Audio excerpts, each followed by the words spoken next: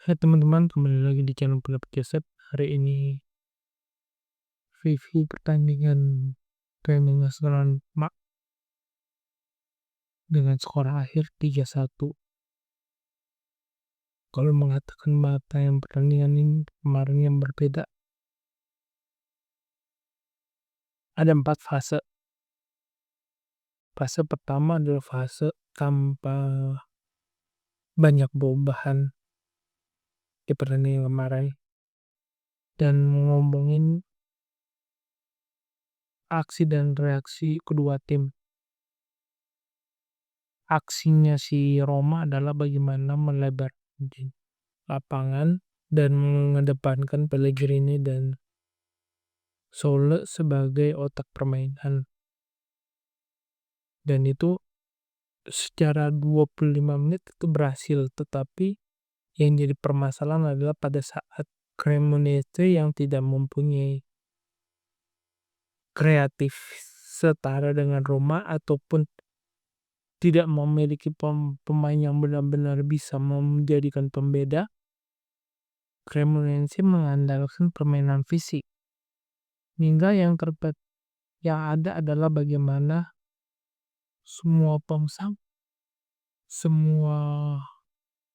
pemain menuntut pada 1 dan 2 pemain saja untuk membatasi ruang gerak permainan. Dan itu sangat terasa di babak pertama. Ada 2 peluang Roma. Satunya harusnya gol tapi tidak terjadi gol. Satunya dapat gol, dan satu lagi adalah peluang yang sebenarnya benar-benar bagus tetapi bisa dipatahkan oleh Emil Ino Emil Emil Abiardo Mulyadi Emil Mulyadi. Dan itu jadi pembeda antara Cremonese sebelum Emil dan Cremonese setelah Emil. Setelah Emil adalah yang terlihat baik itu di pertandingan yang lainnya dan pertandingan Roma adalah meskipun bermain terbuka, Emil memberikan suatu jangkauan yang cukup merepotkan banyak penyerang di Serie A. Nah, yang kedua adalah yang perlu kita cermati adalah bagaimana fasenya reaksinya Roma dan Cremonese setelah di ruang ganti. Di ruang ganti ya perubahan yang digantikan. Pellegrini cukup radikal ya menggantikan Pellegrini sama Blazanji. Blazanji memang tidak terlalu bagus sebagai penyerang, sebagai nama yang akan membawa nama besar Italia.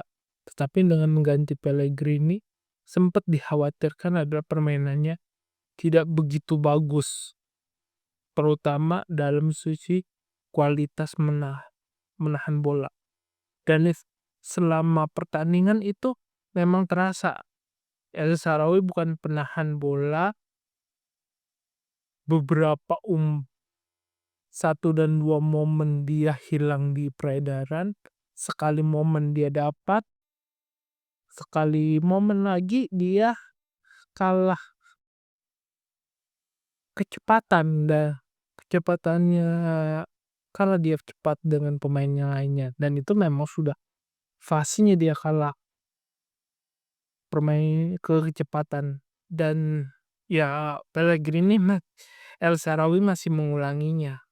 Tapi bagusnya adalah di momen-momen awal, di 8 menit awal atau 12 menit awal pertandingannya, dia main sebagai pengganti Pellegrini, dia mampu memberikan tusukan. Tusukan pertama Ferguson bisa menghasilkan gol 2-0.